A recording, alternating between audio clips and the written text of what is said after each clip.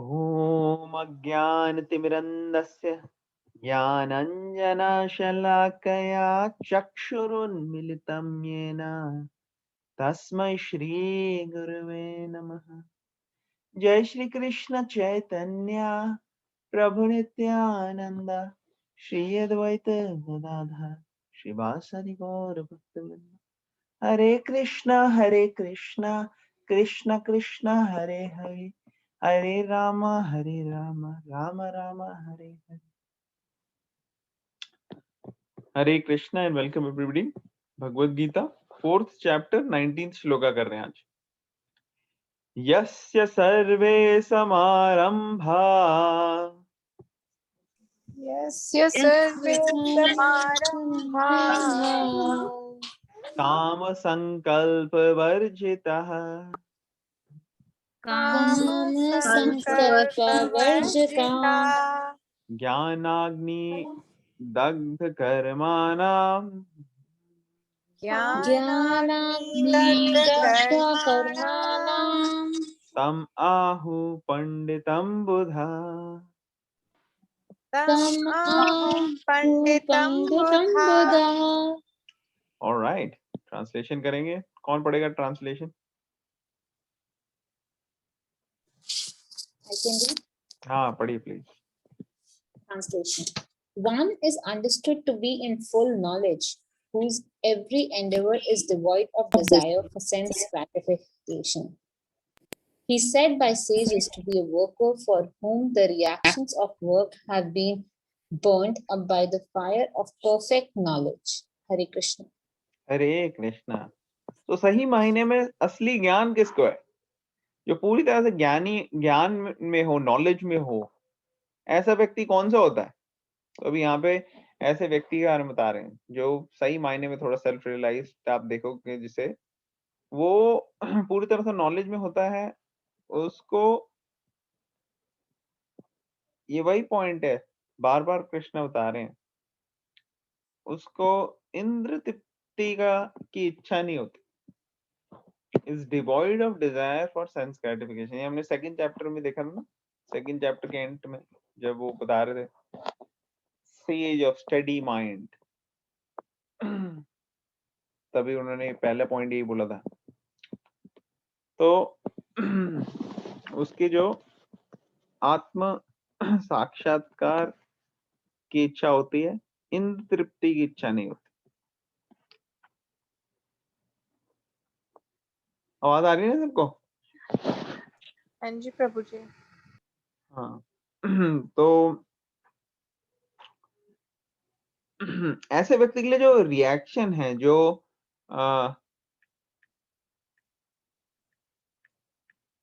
कर्म के फल हैं, वो रहते नहीं।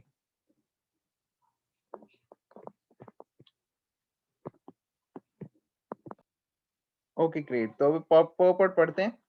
पोपट कौन पढ़ेगा इसका? मैं पढ़ूं प्रभु जी? हाँ पढ़िए, आप पढ़िए। हरे कृष्णा। आपने ऐसे ही बड़े दिन से पढ़ा नहीं। Yes प्रभु जी, हाँ sorry for that. No problem. Only a person in full knowledge can understand the activities of a person in Krishna consciousness. Because the person in Krishna consciousness is devoid of all kinds of sense gratificatory propensities, it is to be understood that he has burned up the reaction of his work by perfect knowledge of his constitutional position as the eternal servitor of the Supreme Personality of Godhead. He is actually learned who has attained to such perfection of knowledge. Development of this knowledge of eternal servitorship is to the Lord is compared to fire. Such a fire, once kindled, can burn up all kinds of reactions to work. Hare Krishna. Hare Krishna. Okay, thank you very much. क्या बता रहे हैं कि जो Prabhupada explain कर रहे हैं कि फुल नॉलेज में होने का क्या मतलब है। फुल नॉलेज में होने का मतलब है कि अगर आप पूरी तरह से ब्रह्मन, परमात्मा, भगवान, ये सब कॉन्सेप्ट्स को जानते हो तो ठीक है ना। और ऐसा व्यक्ति जो होता है वो पूरी तरह से उसके कर्म कर्म विकर्म भी हमने पढ़ा ना, वो सारे के सारे जो कर्म और विकर्म है वो सारे के सारे उसके बर्न हो जाते हैं। उसको फिर रिएक्शंस नहीं लगते। ऐसा नहीं कि उसने कोई अच्छा काम करा है तो उसको फिर से जन्म लेना पड़ेगा उसका भोगने के लिए। जैसे क्या होता है, अगर आपने कोई अच्छा काम किया, कर्म कर्म किया, कोई कर्म, कर्म को भी आपको भोगने के लिए फिर से जन्म लेना पड़ेगा। और अगर आपने बुरा काम कर दिया कुछ, तो उसके फल के लिए तो फिर आपको जन्म लेना ही पड़ेगा।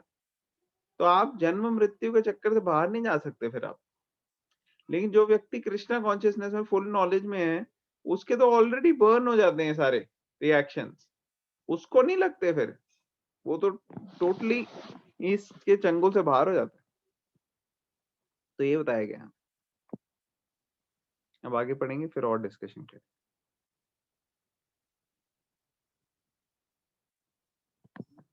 आप अपने क्वेश्चंस वगैरह रेडी रखो, हम इसके बाद लेंगे। त्यक्त्वा कर्म फलासंगम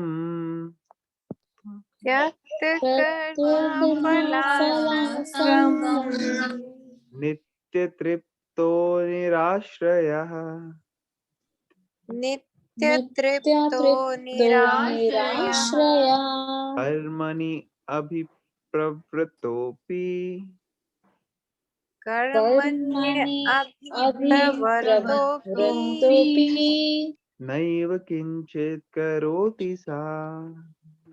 नैव नैव किञ्चित् करोति किञ्चित् सा। करोति सा। ओके, कौन करेगा वॉलंटियर पढ़ने के लिए translation? Hare Krishna Prabhu ji can I हाँ, निवास जी पढ़िए आप please. abandoning all attachment to the results of his activities, ever satisfied and independent, he performs no fruitive act, although engaged in all kinds of undertaking. हाँ, Hare thank you Krishna. Very nice. तो ये उसी के लक्षण बता रहे हैं। जो सेल्फ रियलाइज व्यक्ति है, फुल नॉलेज में है, वो क्या करता है, वो सारी के सारी जो उसके अटैचमेंट्स है ना, जो कि आसक्तियां हैं, भौतिक आसक्तियां, मटेरियल अटैचमेंट्स, उन सबको त्याग देता है आसानी से। वो इन सब के चंगुल में नहीं आता, इन सब पे डिपेंड नहीं होता।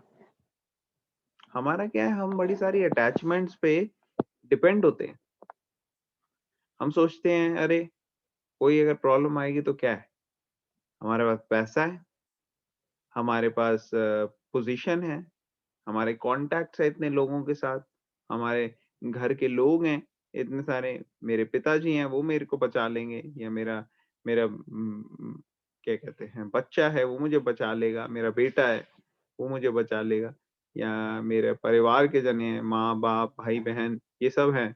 तो ऐसे हम इन सब चीजों की शरण लेते हैं, या अपनी पोजीशन की शरण लेते हैं, अपने पैसों की शरण लेते हैं। हमें टोटली भगवान के ऊपर सरेंडर नहीं होते। और इन सब की अटैचमेंट की वजह से हम एक्चुअली डिपेंड भी होते हैं। ये सारी अटैचमेंट्स गवर्न करती हैं। और सबसे बड़ी अटैचमेंट किससे है हमारी? सेंसेस के साथ है, सेंस ग्रेटिफिकेशन। जो चीजें हमारे को सेंसेस को सही लगती हैं, हम उसकी तरफ जाते हैं।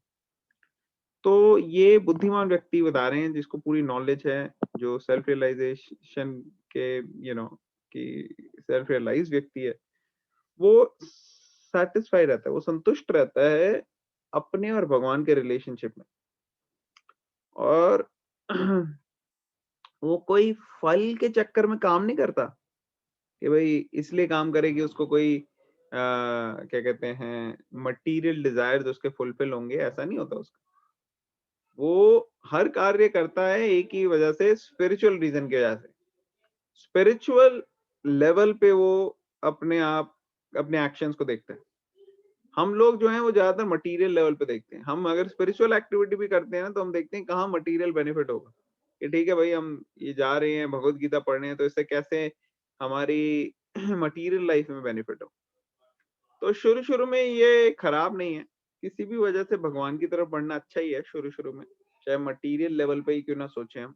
मटेरियल लेवल पे मेरे कहने का मतलब है कि जैसे कोई पढ़ता है भगवत गीता, उसको लगता है कि अगर मैं पढ़ूंगा तो शायद भगवान खुश हो जाएंगे और मेरी मन की इच्छाएं पूरी हो जाएंगी। या फिर कोई मंत्र चैंटिंग करता है और पढ़ता है, उसको लगता है कि मैं मेरे दिमाग क्लियर हो जाएगा, मैं ज्यादा इंटेलिजेंट हो जाऊंगा, मेरी बुद्धि तेज हो जाएगी, मेरे को माइंडफुलनेस आने लग जाएगा, जो कि सब सही है, ऐसा होता है एक्चुअली। लेकिन जो सेल्फ रियलाइज्ड व्यक्ति है वो सिर्फ इस लेवल पे नहीं होता कि इन सब रीजंस की वजह से अपना कार्य करे। समझ में आ रहा है सबको? हाँ जी प्रभु जी।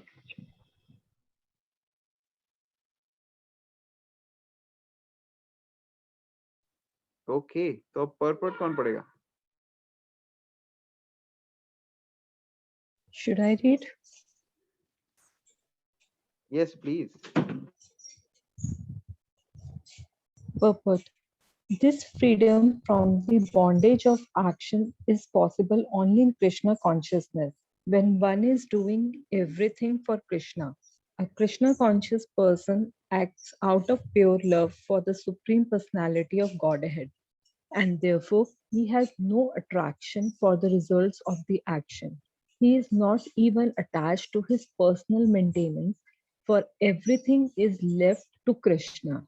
Nor is he anxious to secure things, nor to protect things already in his possession.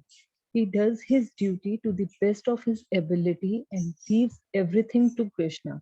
Such an unattached person is always free from the resultant reactions of good and bad. It is as though he were not doing anything.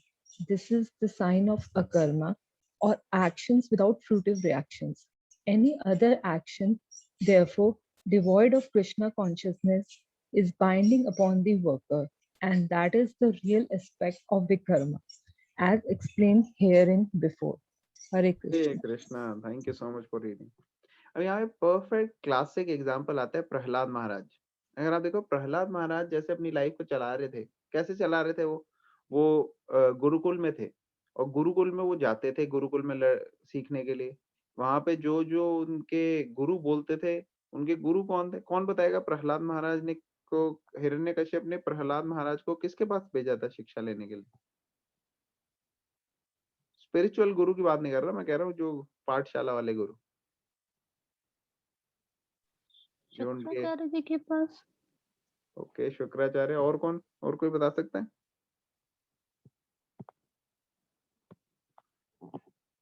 माता ji is very close.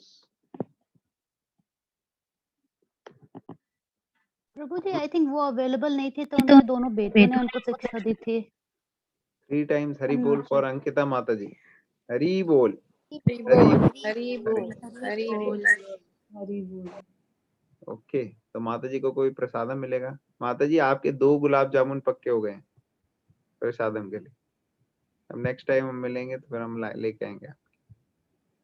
Very nice, thank you Prabhu ji. Thank you. Okay, तो नाम क्या था? अब नाम कौन बताएगा? अभी 4 गुलाब जामुन का क्वेश्चन था, लेकिन 2 ही मिलेंगे क्योंकि 2 ही के नाम नहीं बताया अभी। कौन बताएगा नाम? किसको और चाहिए 2 गुलाब जामुन प्रसादम?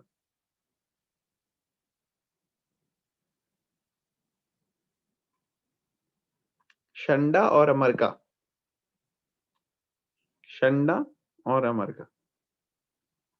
तो आप लोग थोड़ा ऐसे ट्राई करा करो, लेकिन नहीं तो सारे गुलाब जामुन क्या कहते हैं, मुझे ही खाने पड़ेंगे फिर, है कि नहीं? मेरे को डायबिटीज का डर रहेगा। तो आप लोग थोड़ा पढ़ वढ़ के प्लीज आओ। तो बिल्कुल सही आपने बताया।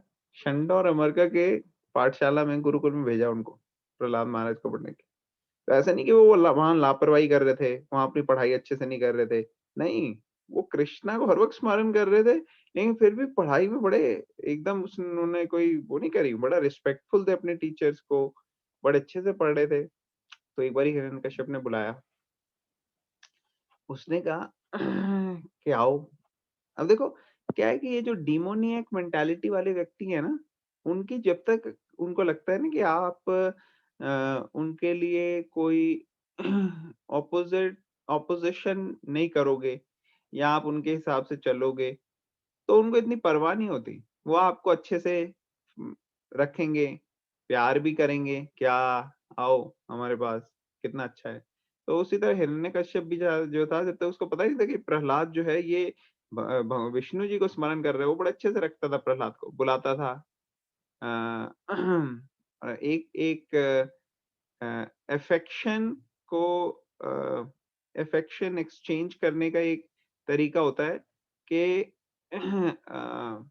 बच्चे के सर को सूंघना, स्मेल, मतलब just not like dog but just एक अफेक्शन का स्मेल वो होता है कि जैसे आपने उसके फोरहेड पे किस करते हैं ना, आजकल फोरहेड पे किस कर देते हैं, तो उसी तरह से पहले ऐसे भी होता था। तो वो उस तरीके से उसके साथ एक्सचेंज कर रहा था, उसको अपने गोद में बिठाया उसने, बोला अरे मेरा प्रहलाद बच्चा कितना अच्छा है। मैं बताओ आपको क्या, मतलब क्या स्कूल में आपने सबसे अच्छी चीज क्या सीखी है?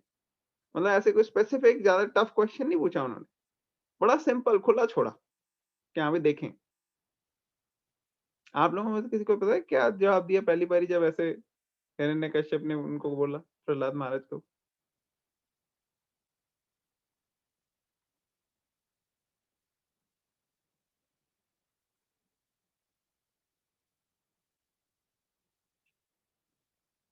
प्रहलाद महाराज ने बहुत अच्छा श्लोक बोला। प्रहलाद महाराज ने बोला, तत्साधु मन्ये असुरवर्य देहिनाम सदा समुद्विग्न दिया सद्ग्रहा हृद्वाग्वपागम हमंधकूपम वनम नतोयम हरिमाशयेत। उन्होंने बताया कि देखो ये सब गलत काम करने नहीं चाहिए हमारे को, और हमें कहाँ जाना चाहिए, हमें आ, जैसे कंफर्टेबल लाइफ में हम यहाँ घरों में रह रहे हैं और पाप कर रहे हैं, गलत काम कर रहे हैं, ऐसा नहीं करना चाहिए। हमें शरण लेनी चाहिए भगवान की, भगवान के नाम की, और उसके लिए हमें चले जाना चाहिए वन में। वनम, कौन से वन? वृंदावन। ऐसी जगह जाना चाहिए जहाँ पे भगवान के बारे में मिले नॉलेज, और भगवान के पास बढ़ने के तरफ हम आगे और ज्यादा सीरियसली और सिंसियरली बढ़ सके। तो ऐसे घर बार छोड़ के हमें वहां जाके पहले ट्रेनिंग लेनी चाहिए, सीखना चाहिए। ये सब बोला उन्होंने। तो ये तो बड़ा हैरानगी की बात हुई। हिरण्यकश्यप, उनका स्कूल था टोटली प्योर एथिस्टिक स्कूल। अब जैसे चाइना में है या रशिया में है, पहले था खासकर रशिया में, या कई सारी एथिस्टिक कंट्रीज हैं, वहां पे आप भगवान का नाम नहीं ले सकते। वैसे इंडिया भी उसी कैटेगरी में जा रहा है लेकिन अभी भी इंडिया में थोड़ा सा यू नो इतना है कि वो हरे कृष्णा बोलने पे आपको इतना नहीं मारेंगे, थोड़ा बहुत बुरा भला कह सकते हैं, लेकिन अभी वो हम थोड़े बच्चे में। लेकिन आने वाले टाइम में यही होगा, लोग मारेंगे। रशिया में ऐसे ही होता था। रशिया में जो हरे कृष्णा चैंटिंग करते थे या बुक डिस्ट्रीब्यूशन करते थे, उनको केजीबी, जो उनकी इंटेलिजेंस एजेंसी थी, वो पकड़ पकड़ के मारती थी बहुत बुरी तरीके से। और ये कई सारे जो इनमें से डिवोटीज थे वो रशियन थे, और रशियंस ने अपनी जान की कुर्बानी दी। किसके लिए? कृष्णा के लिए, कृष्णा का नाम स्प्रेड करने के लिए। तो जो जो तपस्याएं उन्होंने कहीं करी उस जमाने में, सहन सहने के लिए, जब यूएसएसआर था, रशिया की जगह यूएसएसआर था, तो वो बहुत ही ज्यादा क्रूअल थे। एक्चुअली ये कारण भी है यूएसएसआर के गिरने का, क्योंकि उन्होंने भक्तों के साथ बहुत दुर्व्यवहार किया। जो भक्तों के साथ दुर्व्यवहार करते हैं वो ज्यादा देर तक टिक नहीं पाते। तो इसलिए यूएसएसआर पूरा ब्रेक डाउन हो गया। और इसी तरह से हम देखते हैं कि कई सारी कंट्रीज में जो है बहुत मुश्किलें आती हैं लोगों को भगवान का नाम लेने।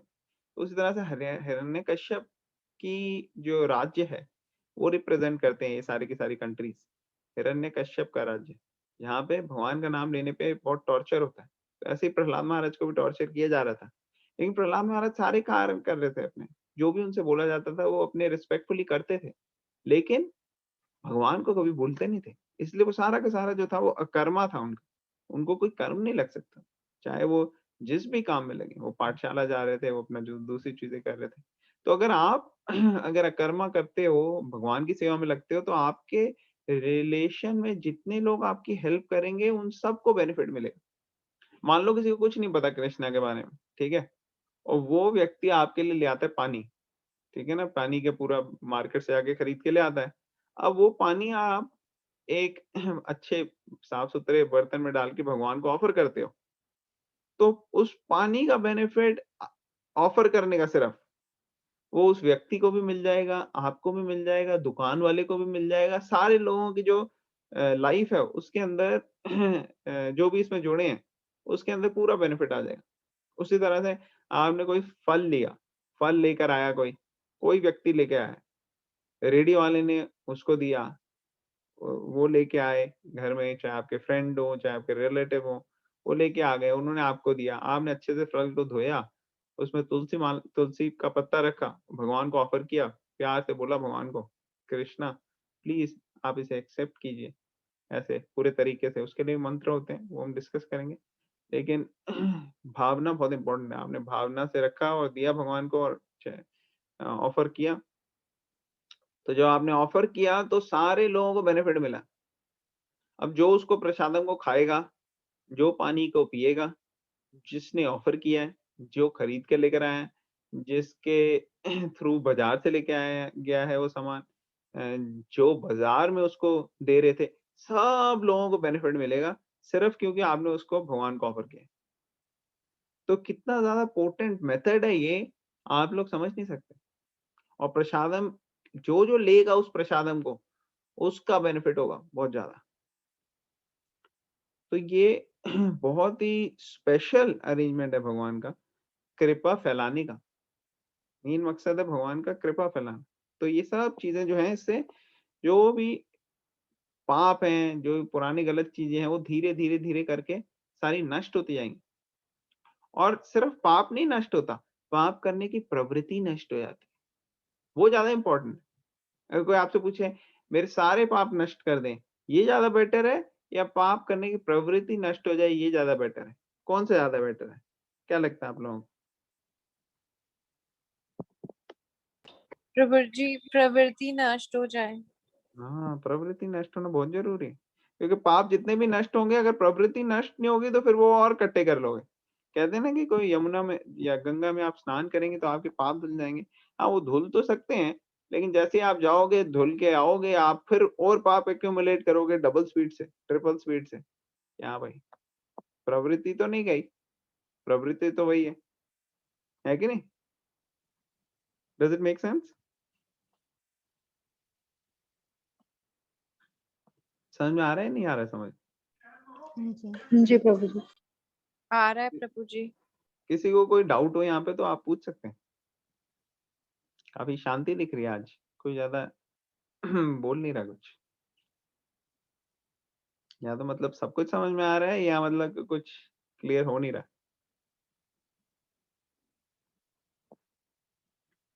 ऑलराइट, तो जिसको भी अगर कोई प्रभु जी पॉइंट। क्लियर हो रहा है, आप जो भी समझा रहे हैं समझ आ रहा है prabhu ji. Okay, thank you. तो अभी किसी का क्वेश्चन कमेंट या कोई पॉइंट है तो अभी हम ले सकते हैं।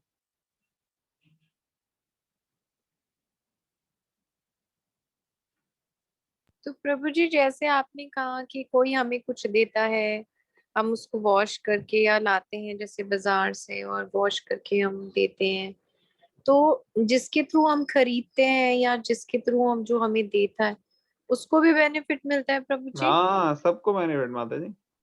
आपने अगर भगवान की सेवा में लगाया तो सबको बेनिफिट मिल जाता है। उसी तरह से जैसे आरती परफॉर्म कर रहे हो आप घर में, वो घर में कोई आ रहा है जा रहा है, वो पीछे से भी अगर आरती के पास चला गया, उसने सुन लिया भगवान का नाम, कृष्णा सुन लिया उसने, तो समझ लो आप उसको कितने बड़े बड़े वो डेंजर से बच जाएगा, आप उसका अनुमान नहीं लगा सकते। किसी ने सिर्फ ये सुन लिया कृष्ण और बोल लिया तो और ज्यादा। तो इतनी शक्ति है इस प्रोसेस में, आप देखोगे जहाँ पे हम रेगुलरली स्पिरिचुअल एक्टिविटीज करते हैं, वहां का पूरा वाइब्रेशन, एटमॉस्फेयर, सब कुछ चेंज हो जाता है। जैसे कई बार होते हैं हॉन्टेड घर होते हैं, ठीक है ना, लेकिन ऐसी जगह पे जब मंत्रों का उच्चारण होता है, भगवान के नाम का उच्चारण होता है, तो ऐसी जगह पे वो जो बुरी आत्माएं वो भी रह नहीं पाती, वो भी क्या कहते हैं, तुरंत वहां से छोड़ के चले जाते हैं। और उनका भला हो जाता है।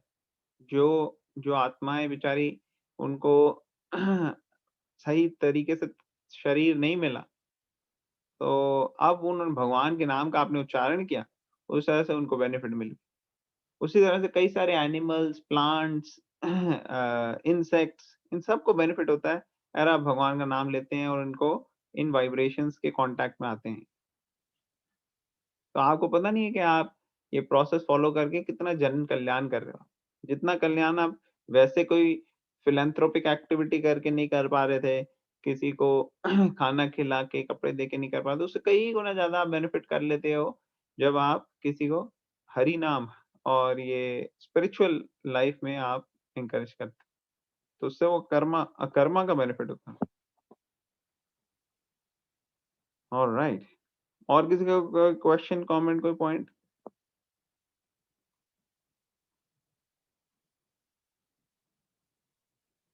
और आगे चलेंगे। निराशीर्यत चित्तात्मा निराशीर्यत चिंतात्मा त्यक्त सर्वा परिग्रह त्यक्त त्यक्त सर्व परिग्रह शारीरम केवलम कर्म शारीरं केवलं कर्म कुर्वन्नाप्नोति किल्बिषम्। पूर्वं नाप्नोति किल्बिषम्। ओके, कौन पढ़ेगा ट्रांसलेशन इसका?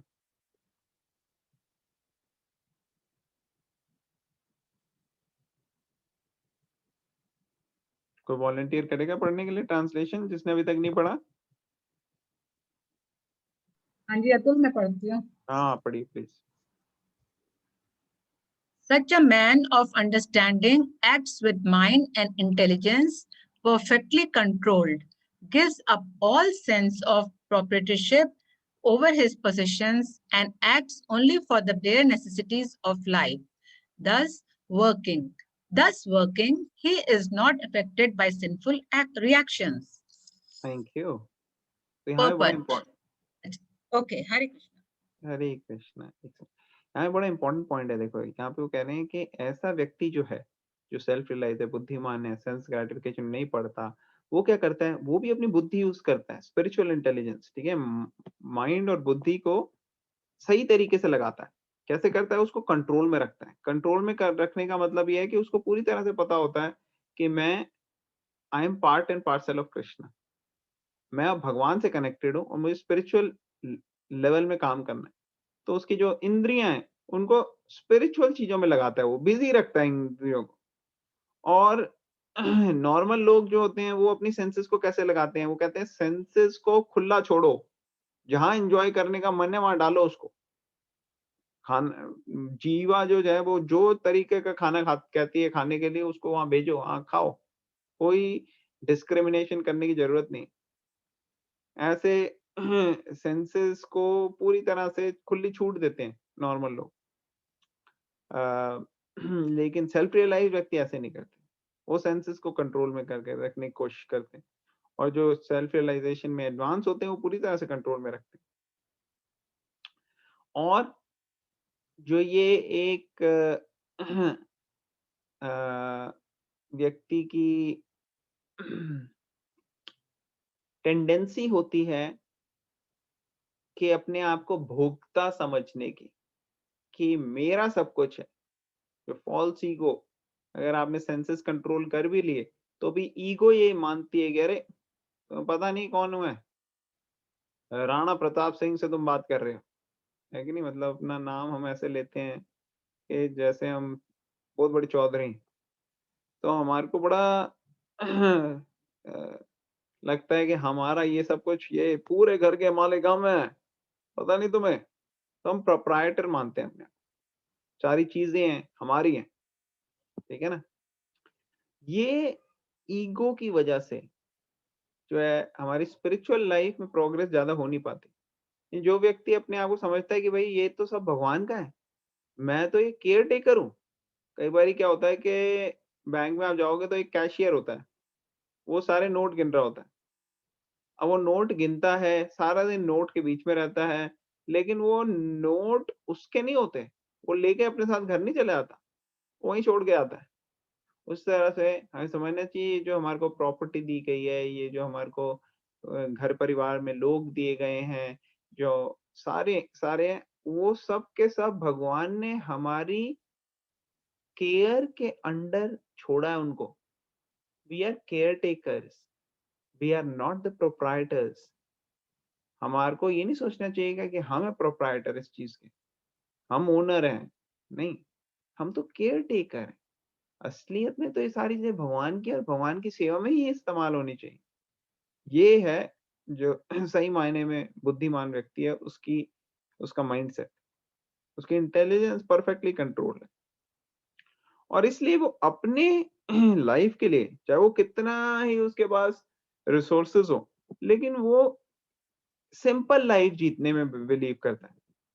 बेयर नेसेसिटीज ऑफ लाइफ में अपने आप को रहने के कोशिश करता है। चाहे कृष्णा के लिए वो मिलियंस ऑफ डॉलर्स लगाएगा, वो मिलियंस ऑफ डॉलर्स कमाएगा, डिपेंडिंग अपॉन उसकी क्या रोल है।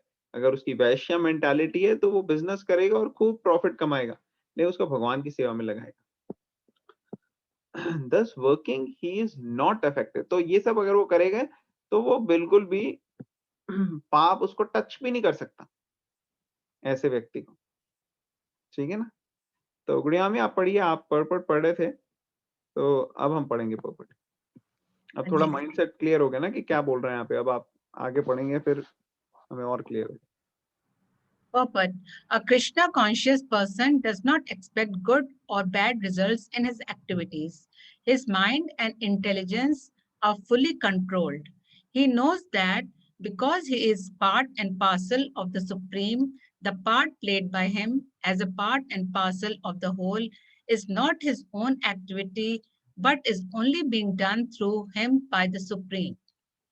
When the hand moves, it does not move out of its own accord, but by the endeavor of the whole body. A Krishna conscious person is always dovetailed with the supreme desire, for he has no desire for personal sense gratification. He moves exactly like a part of a machine. Okay, तो यहाँ As पे a थोड़ा machine, discuss yes. करते हैं, फिर आगे चलते हैं। तो यहाँ तक पढ़ा हमने।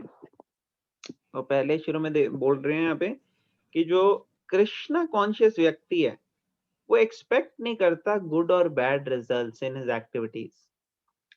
तो एक बारी क्या है, हम काफी साल पहले की बात है, हम कॉलेज में थे। तो हम कॉलेज में थे, तो कॉलेज में नए नए हम सीख रहे थे भगवत गीता वगैरह। तो वहाँ पे हमारे सीनियर स्टूडेंट्स भी थे जो हमसे ज्यादा सीनियर थे, और जो भगवत गीता की नॉलेज भी उनको ज्यादा थी हमसे, तो हम उनसे सीख रहे थे।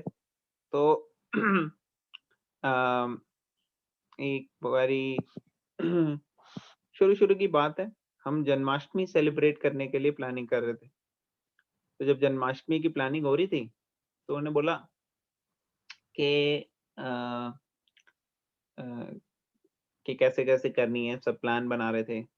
और हम तो सिंपली जो सीनियर लोग ने प्लान किया था उसके हिसाब से हम प्रयास कर रहे थे। तो कई सारे अरेंजमेंट्स थे, लोगों को इनविटेशंस भेजने थे, सब कुछ करना था। और जब आप इतने बड़ा प्लानिंग करते हो फंक्शन या कोई भी, तो उसमें आपको फिर ये भी लगता है कि भाई पता नहीं लोग आएंगे कि नहीं आएंगे। हालांकि फ्री फंक्शन है, ऐसा कुछ नहीं है कि किसी को कोई टिकट मिलने का कुछ नहीं, लेकिन फ्री फंक्शन है, सब हमने लगाया वहाँ, अरेंजमेंट किया हुआ। लेकिन अगर आपने मान लो 3000 स्टूडेंट्स के लिए अरेंजमेंट किया है, और अगर आए 100 लोग आए या 200 लोग आए, तो आपका तो पूरा अरेंजमेंट जो है वो फ्लॉप हो जाएगा एक तरह से, है कि नहीं। तो हम सोच रहे थे कि पता नहीं लोग आएंगे नहीं आएंगे, क्या होगा। तो इस तरीके से मैं अपने एक जो हमारे वहाँ सीनियर मेन ऑर्गेनाइज कर रहे थे उनसे मैंने बात की, और जब हमने देखा कई सारे लोग आए, बहुत सारे लोग आने लगे, तो मैंने उनसे आके बोला, मैं कहा देखो हम सोच रहे थे कि लोग आएंगे कि नहीं आएंगे, लेकिन यहाँ तो लोग आ रहे हैं खूब, तो इसका मतलब ये प्रोग्राम सक्सेसफुल हो सकता है। तो उन्होंने बड़ी अच्छी बात बोली, उन्होंने बोला देखो जब हम भगवान के काम में लगे हैं ना, कृष्णा कॉन्शियसनेस में, तो कृष्णा कॉन्शियसनेस में हमेशा सक्सेस ही होती है। कभी भी कृष्णा कॉन्शियसनेस में अनसक्सेसफुल नहीं हो सकता व्यक्ति, चाहे 100 लोग आए, चाहे 10,000 लोग आए, चाहे एक बंदा है। भगवान जो देखते हैं वो हमारा प्रयास देखते हैं। भगवान ये देखते हैं कि हम कितनी सीरियसली सिंसियरली भगवान को खुश करने के लिए प्रयास कर रहे हैं। रिजल्ट के चक्कर में नहीं पड़ते, रिजल्ट तो भगवान के हाथ में। तो ये मुझे शायद इस बात को शायद 15-16 साल हो गए, लेकिन मुझे आज भी याद है ये बात कि कैसे माइंड सेट चेंज हो जाता है जब हम भगवान के कार्य में लगते हैं। और धीरे धीरे धीरे धीरे धीरे जब ये माइंड सेट होता है तो हर ड्यूटी इंसान जो करता है, चाहे वो आप अपने एग्जाम की तैयारी कर रहे हो, चाहे वो आप अपने प्रोजेक्ट्स बना के अपने जॉब में सबमिट करना है, आपको डेडलाइन है, उसकी तैयारी कर रहे हो, अलग अलग लाइफ में अलग अलग सिचुएशन में जो भी आप तैयारी कर रहे हो, आपका माइंड सेट ये हो जाता है कि ये तो मैं अल्टीमेटली भगवान के लिए कर रहा हूँ, ये तो मैं अल्टीमेटली भगवान के लिए कर रही हूँ। तो आप भगवान के लिए अल्टीमेटली कैसे कर रहे हो उसके ऊपर फोकस हो जाते हो। तो सारी चीजें जो है वो कि वो कर्मा बन जाएंगी एक्चुअली। अगर आप उसके फलों के जो भी कर रहे हो आप उसके फल भगवान को दो। जो भी आपने नॉलेज ली है, आप भगवत गीता पढ़ो, उसको शेयर करो। जो आपको रिसोर्सेस मिले, जो आपको अच्छा परिवार मिला, आप परिवार वालों को भी इंस्पायर कर सकते हैं, वो भी भगवत गीता पढ़ने में लग सकते हैं, भगवान का नाम लेने में लग सकते हैं, मेडिटेट करने में लग सकते हैं। तो ये सारी चीजों से क्या कर रहे हो आप, एक्चुअली कर्म ही कर रहे हैं। ठीक है, आपने आपको पास हार्ड अर्न मनी आपकी आई, आप उसमें से कुछ पोर्शन भगवान की सेवा में लगाते हो, आप लेके आते हो खाना वगैरह प्रसादम भगवान को ऑफर करते हो और फिर उसको वितरण करते हो, बांटते हो गरीबों में या अलग अलग लोगों में। तो ये सब के सब अकर्मा हो जाते हैं। तो ये जो चीजें हैं ये कृष्णा कॉन्शियस व्यक्ति अपने हर एक्टिविटी में इसको उसको डोवटेल करता है। डोवटेल मतलब एकदम मिक्स करके ऐसा हो जाना कि एक ही चीज है ये। जैसे पानी और दूध, आप उसको दोनों को मिला दो, थोड़ा सा पानी लो, उसको दूध में मिला दो, तो अब आपको लगेगा नहीं कि कोई अलग है दूध और अलग है पानी, बस उसकी कंसिस्टेंसी थोड़ी चेंज हो जाएगी, लेकिन वो पूरा एक ही चीज बन जाएगी। उसी तरह से हमारी जो दूसरी एक्टिविटीज है उसको हम भक्ति में जब मिला लेते हैं तो वो इस तरीके से हो जानी चाहिए कि मिक्स करके वो सेम बिल्कुल लगे। आप जो भी कर रहे हो उसको तो ये धीरे धीरे डोवटेल करना है इसको हमने, ये इंपॉर्टेंट है। तो यहाँ पे बता रहे हैं कि माइंड और इंटेलिजेंस फुल्ली कंट्रोल होती है ऐसे व्यक्ति के, और वो अपने आप को इस कॉन्शियसनेस में ही चलाता है। उसको पता होता है कि मैं भगवान का अंश हूं, I am part and parcel of supreme. और उस अंश को, जो एक हम भगवान के अंश हैं, उनको होल, होल मतलब जो भगवान मेन पूरे अंश को होल की सेवा में लगना है। अंश मतलब हम part and parcel of Krishna, whole मतलब भगवान पूर्ण है जो, तो अंश को पूर्ण की सेवा में लगना है, ऐसे होता है। जैसे एक बॉडी का कोई पार्ट है, जैसे हाथ है, तो हाथ जो मूव कर रहा है तो वो क्यों मूव कर रहा है, वो इसलिए मूव कर रहा है क्योंकि जो पूरी बॉडी है, जो होल है, उसको सर्व करना है। जैसे मान लो हाथ से आपने प्लेट में से चम्मच उठाया, चम्मच के ऊपर खाना है और वो आपने मुंह में डाला, तो ये हाथ ने ऐसे क्यों किया, क्योंकि वो सेवा में लगा हुआ है होल बॉडी की। तो उसी तरीके से जब हम part and parcel of Krishna हैं तो हम कृष्णा की सेवा में लगते हैं, तो उससे हम सेटिस्फाई होते हैं। एक्चुअली हाथ भी उसी से सेटिस्फाई होता है, जब वो खाना मुंह में डालता है तभी वो बॉडी में जाता है और नरिशमेंट मिलती है हाथ को। हाथ अगर खुद चाहे उस खाने को खाना तो उससे उसको नरिशमेंट नहीं मिलेगी, वो कोशिश भी करेगा तो उसको कोई लाभ नहीं होगा। उसी तरह से जब हम खुद अपने आप को सेंस ग्रेटिफिकेशन करने की कोशिश में लगते हैं तो हमें कोई खास ऐसे खुशी मिलती नहीं है लॉन्ग टर्म, और इसीलिए हम और ज्यादा करने की कोशिश करते हैं, लेकिन डिससेटिस्फाइड हो जाते हैं, और अलग अलग तरीके के लोग गलत चीजें करने लग जाते हैं, जिनको इतनी सब फैसिलिटीज मिली, रिसोर्सेज मिली, पैसा मिला, सब कुछ मिला, उनको उससे सेटिस्फैक्शन नहीं आता। फिर वो क्या करते हैं, वो ड्रग्स लेने की कोशिश करते हैं, वो इंटॉक्सिकेशंस लेने की कोशिश करते हैं, और फिर इनसे सब चीजों से एडिक्ट हो जाते हैं, और कई लोग और भी गलत गलत चीजें करते हैं। तो ये सब क्यों हो रहा है? क्योंकि सेटिस्फैक्शन अभी मिली नहीं है। ओके, हाँ प्लीज आप कंटिन्यू करो गुड़िया, हमें यहाँ से Yeah. पढ़ रहे हैं।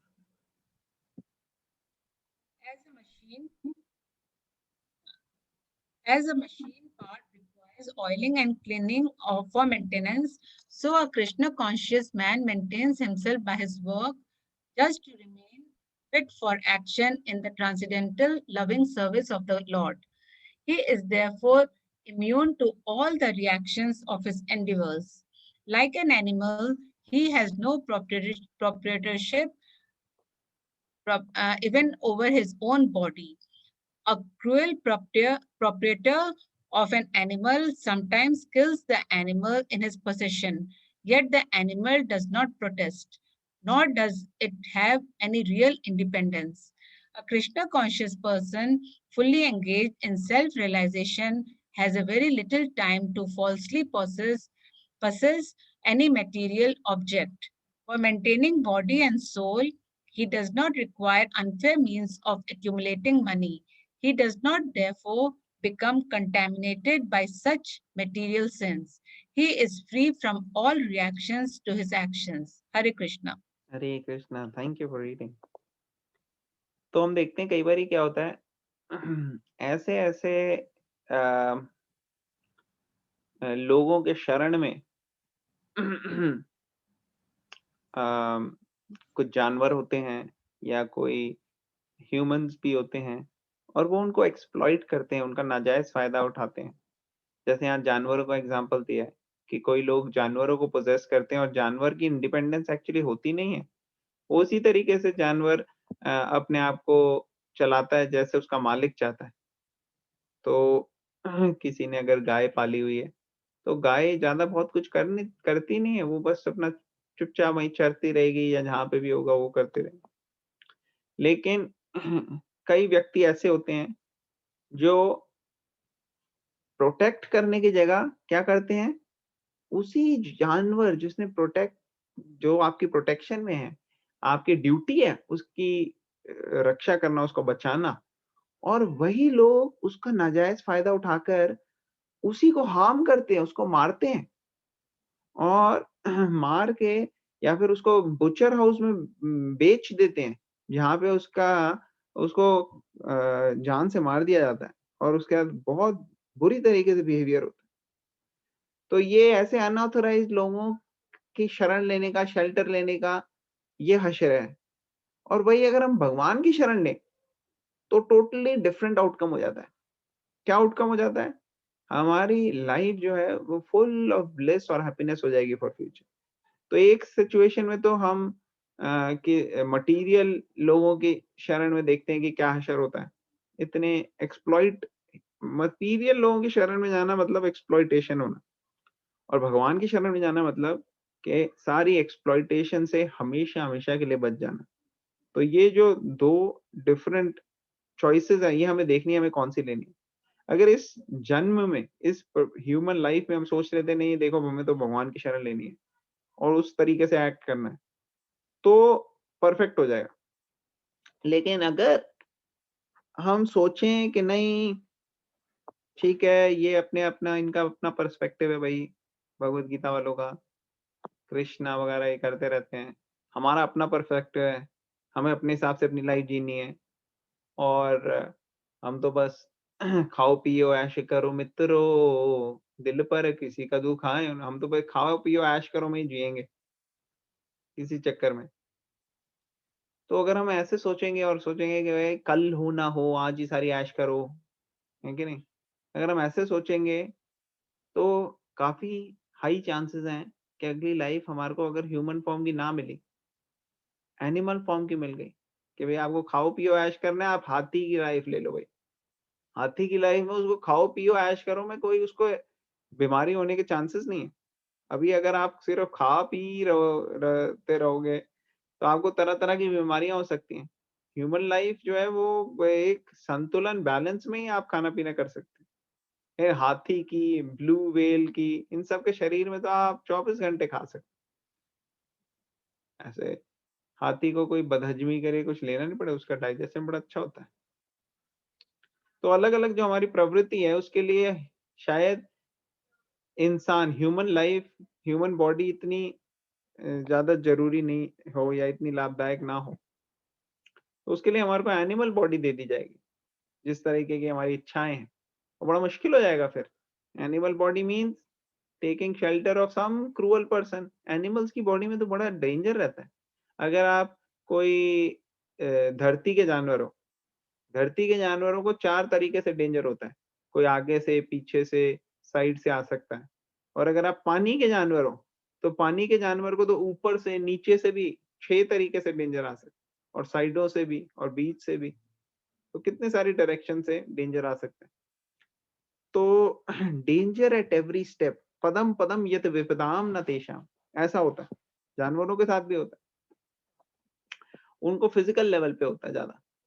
ह्यूमन लाइफ में भगवान ने हमारे को थोड़ा ऐसा दिया है कि हमारे पास इंटेलिजेंस है, हम अपने आप को बचा सकते हैं ऐसी चीजों से, हम घर वगैरह में रह सकते हैं। तो इसका मोटिव क्या है? इसका मोटिव ये है कि हम अपनी एनर्जीज को भगवान की सेवा में लगाएं, अपनी इंटेलिजेंस को भगवान की सेवा में लगाएं।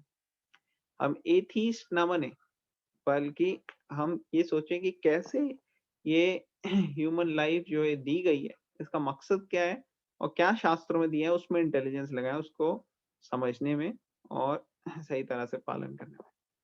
Does it make sense?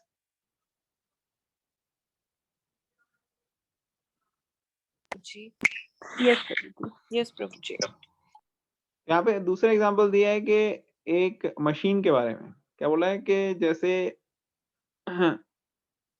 एक मशीन का एक पार्ट जस्ट मूव होता है एज नीडेड, एज रिक्वायर्ड, उसी तरह से हम जो कि कृष्णा कॉन्शियस व्यक्ति है वो अपने आप को जस्ट मूव करता है भगवान की इच्छा से। और जैसे उस पार्ट को ऑयलिंग, क्लीनिंग ये सब चाहिए, उसी तरह से कृष्णा कॉन्शियस व्यक्ति को भी मेंटेन करने के लिए काम करना पड़ेगा अपना, और अलग अलग वे में अपनी बॉडी को सेटिस्फाई करना पड़ेगा। तो वो कर सकते हैं फिट रहने के लिए। और अगर हम पूरी तरह से भगवान की सेवा में लगेंगे तो स्पिरिचुअल इम्यूनिटी मिल जाती है। स्पिरिचुअल इम्यूनिटी मतलब कि हमारे को फिर कर्म नहीं लगेगा, अकर्मा करेंगे हम।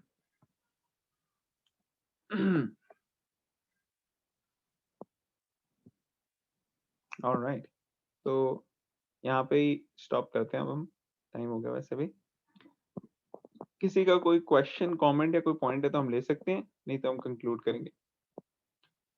तो हमने 4.19, 4.20 और 4.21 पढ़ा, जिसमें सेल्फ रियलाइज्ड व्यक्ति के बारे में बताया गया कि क्या क्या चीजें कृष्णा बता रहे हैं। ओके, तो any final question, comment, realisation, reflections? Prabhu ji, जो ये क्रूएल प्रोपराइटर वाला एग्जांपल दिया है यहाँ पे, of an example, sorry, a cruel proprietor of an animal sometimes kills the animal in his possession. तो ये हम अपनी सेंस ग्रेटिफिकेशन जो प्रोपेंसिटी होती है वो उससे भी कंपेयर कर सकते हैं इसको, कि या फिर मटेरियल लोगों की एसोसिएशन से ही इसको कंपेयर किया जाता है कि जैसे आप मटेरियल। यहाँ पे बेसिकली प्रभुपाद कॉन्ट्रास्ट दे रहे हैं कि एक नेगेटिव कॉन्ट्रास्ट एग्जांपल कोट करके वो उसका पॉजिटिव एस्पेक्ट बता रहे हैं कि देखो वो जानवर ने शरण लिया है एक मटेरियल उसका, लेकिन वो क्या करता है, वो उसको किल कर देता है जानवर को, ठीक है ना। तो ऐसे मटेरियल चीजों का अगर हम शरण लें तो ये हशर हो जाता है, देखो। लेकिन शेल्टर तो हमारा लेना नेचुरल है, डिपेंडेंट होना तो जीवा पे नेचुरल है। एक छोटा सा बच्चा है, वो तो अपने माँ बाप पे डिपेंड होता ही है ना। अब वो तो माँ बाप की क्वालिटी पे है कि या तो वो उसको अब्यूज करते हैं बच्चे को, या फिर उसको अच्छी तरह से, ज्यादातर माँ बाप जो होते हैं वो अच्छी तरह से उसको पाल पोस के बड़ा करते हैं।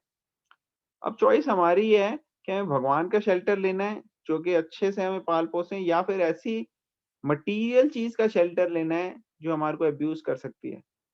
क्योंकि अगर हम अभी भगवान का शेल्टर लेंगे तो हमें दोबारा जन्म लेने की जरूरत नहीं, और अगर हम मटेरियल चीजों का शेल्टर लेंगे तो दोबारा हमारा जन्म हो सकता है ऐसी मटीरियलिस्टिक एनवायरनमेंट में, जहाँ पे हो सकता है हमें एनिमल बॉडी मिले, जहाँ पे हो सकता है हमें इन सब चीजों के थ्रू गुजरना पड़े, टॉर्चर सहना पड़े। तो ये सब चीजें जो हैं ये अगर नहीं चाहिए तो बेटर है कि कृष्णा का शेल्टर लें, बिना कोई अपोज किए हुए, बिना कोई क्यों कहाँ ये वो इधर उधर की बातें करे बगैर भगवान की शरण में अगर हम आ जाए स्पॉन्टेनियसली और समझें कि क्या लिखा है भगवत गीता में, अपने क्वेश्चंस अपने डाउट्स को क्लैरिफाई करें और शेल्टर ले भगवान का, और प्रोटेस्ट अनप्रोटेस्टेडली। ये नहीं कि माइंड ने आज कह दिया हाँ आज पढ़ लेते हैं, फिर कल माइंड कहेगा छोड़ यार सोते हैं, क्या रखा है ये भगवत गीता में, या फिर कोई इधर उधर की चीज। तो ये हो जाता है कि शेल्टर पूरी तरह से लिया नहीं। तो एग्जाम्पल देने Prabhupada just not very you know main point, यहाँ पे मेन पॉइंट नहीं है, ये जस्ट एक एग्जाम्पल शो करने के लिए कि कैसे शेल्टर लेना भगवान का ये एक बहुत ही पॉजिटिव एस्पेक्ट हो जाएगा, ठीक है ना, और उसका रिजल्ट जो है वो कितना पॉजिटिव है। Okay, Prophet ji. Thank you. Thank you. Okay, तो I think we will stop here. Hare Krishna प्रभु जी। हाँ जी, हरे कृष्णा। प्रभु जी, हम अगर ठाकुर जी को कोई भोग लगाते हैं तो क्या उसमें तुलसी दल जरूरी रखना होता है या ऐसे भी भोग लगा सकते हैं? देखो भगवान देखते हैं हमारा भाव, और भगवान देखते हैं कितनी ईगर और एंथुजियाज्म हमारे अंदर। हमारे ईगर और एंथुजियाज्म अगर हमारे अंदर होगा ना, तो हम पूरी अच्छे से अच्छी तरीके से भगवान की सेवा करेंगे। फॉर एग्जाम्पल मैं आपको एक एग्जाम्पल देता हूँ। आपकी फेवरेट डिश कौन सी है रीमा माता जी? मेरी खीर। खीर आपकी फेवरेट है, लो। तो आपको ना किसी ने खीर बनाया है अच्छे से, आपके कोई बच्चे हैं? हाँ जी। क्या क्या नाम है आपके बच्चे का? एक है आशना और दूसरे का नाम है अक्षय। ओके, तो आशना और अक्षय दोनों मिले, उन्होंने कहा चलो यार आज मम्मी के लिए कुछ स्पेशल बनाना है, खीर बनाते हैं। तो दोनों ने खीर बनाई, ठीक है, खीर बना के लेके आते हैं वो आपके पास, और बिल्कुल वैसी खीर बनाई है उन्होंने जैसी आपको अच्छी लगती है। उसमें सब कुछ चीनी वगैरह सब कुछ उन्होंने ध्यान से देख दूख के सब कुछ ऐसा डाला है, और उसी चीज की खीर बनाई है जो आपकी फेवरेट है। तो इतना प्रयास करके उन्होंने डाला, और एक हो गया जब उन्होंने ज्यादा प्रयास वगैरह नहीं किया, जस्ट चीनी की जगह उसमें कुछ और पड़ गया, कुछ और बन गया, और फिर आपने लेके आ गया आपके पास। तो अब आपको बच्चों ने इतनी प्यार से ऑफर किया है, यही आपको लिए बड़ा अच्छा होगा, आप कहोगे नहीं नहीं यही अच्छा। लेकिन उसमें भी जितना उन्होंने टाइम एनर्जी और एफर्ट्स डाल के उसको अच्छे बनाने का प्रयास किया होगा, वो भी चीज काउंट होगी आपकी नजर में कि देखो कितना इसने किया। और वो ऑटोमेटिकली आपको करना नहीं पड़ेगा, लेकिन ऑटोमेटिकली आपका प्यार और अटेंशन और ये सब उनको मिलेगा। देखो माँ तो हमेशा बच्चों से प्यार करती है, उसी तरह से भगवान तो हमेशा हमसे प्यार करते हैं, लेकिन हम जितना प्रयास करते हैं भगवान को अच्छे से प्रेजेंट करने का, उतना हमें अच्छा लगता है और नेचुरली वो रिलेशनशिप स्ट्रांग होता है। तो हमारी कोशिश ये होनी चाहिए कि हम पूरा अच्छे से करें जिससे भगवान को मैक्सिमम, देखो सब कुछ तो कर ही रहे हैं हम, है कि नहीं? तुलसी नहीं है उसके लिए आप क्या अरेंज कर सकते हो, जिनके पास तुलसी है उनके घर से थोड़े से ले आओ पत्ते, या थोड़े से तुलसी की थोड़ी थोड़ी स्टिक्स भी होती हैं, तो टहनी होती है थोड़ी पतली सी, तो कुछ ना हो तो एक एक तुलसी के सूखे हुए ड्राइड लीव्स भी चल जाते हैं, वो भी डाल दो आप भगवान को, क्योंकि तुलसी जो है वो भगवान को बड़ा खुश करती है। तुलसी के सामने तो भगवान ही is very happy to take. और देखो हम इतने सारी चीजें जो हैं वो रूल्स रेगुलेशन से तो कर नहीं पाते जैसे मंदिर में होता है, हमारी इतनी गलतियां करते हैं हम, इतना सब ऊपर नीचे होता है। तो उसमें तुलसी महारानी हो तो वो सारी चीजें जो हैं वो भगवान नजरअंदाज कर देते हैं, फोकस तुलसी में होता है। जैसे उनकी कोई बहुत आपकी टेस्टी चीज आ गई तो आप थोड़ा बहुत ध्यान नहीं देते कि भाई चम्मच स्टील का था या बिल्कुल एकदम परफेक्ट चम्मच था या कैसा था क्या था। तो उसी तरह से भगवान को जब तुलसी दिखती है तो वो फिर थोड़ा मोड़ा गलतियां भी जो है इधर उधर वो उसमें फोकस नहीं आता, फोकस इतना आता है कि अरे तुलसी आ गई। तो ये एक पर्सपेक्टिव है जिससे आप समझ सकते हो कि कैसे भगवान की सेवा जो है अच्छे से करने का कई गुना ज्यादा बेनिफिट होता है। Now that being said, भगवान भावग्राही जनार्दन है। अगर आपके पास नहीं है तुलसी तो आप मानसिक तुलसी डाल सकते हो। कभी सिचुएशन ऐसी हो जाए कि है नहीं भाई कहीं से अवेलेबल नहीं है, तो आप मन में ये तुलसी के पौधे पे के पास जाओ, मन में ही ये मानसिक सेवा चल रही है। क्योंकि भगवान जो है उनको आप मेडिटेट कर सकते हो मेंटल लेवल पे भी। तो आपने तुलसी लीव्स लिए, ब्रेक किया, उनको अच्छे से वॉश किए, आप लाए, आपने उसी प्लेट के ऊपर डाला, ये सब माइंड में चल रहा है, मेंटल लेवल पे। और भगवान से प्रार्थना किया कि भगवान प्लीज आप एक्सेप्ट कीजिए तुलसी में। और फिर आपने जो मंत्र हैं वो पढ़े ऑफरिंग के, भगवान को ऑफर किया। तो आप ऐसे कर सकते हो जब तक आपके पास तुलसी नहीं आती। लेकिन भगवान के आपके मन में ये डिजायर होना चाहिए, भगवान प्लीज आप मेरे को हेल्प करो ताकि मैं आपको और अच्छे से सेवा कर सकूं। तो ये आपको भगवान से प्रार्थना करोगे आप तो भगवान अरेंज करेंगे। तो does it answer your question? Yes prabhu ji, absolutely. Prabhu ji, कहीं मैंने सुना है जैसे ठाकुर जी बाल गोपाल जी रखते हैं तो उनको प्याज का खाना भी भोग लगाते हैं, तो क्या ये सही है? प्याज का खाना भोग लगाना चाहिए? हाँ नहीं, एक ठीक नहीं है। देखो आपका जो भी आए आपके उसमें सिचुएशन में, आप अगर भगवान को ऑफर करते हो तो अच्छी बात ही है। लेकिन ऐसी चीजें जो तमोगुणी है अब देखो आप भगवान को वो ऑफर करना चाहोगे जो भगवान को अच्छा लगता है, या आप भगवान को वो ऑफर करना चाहोगे जो आपको अच्छा लगता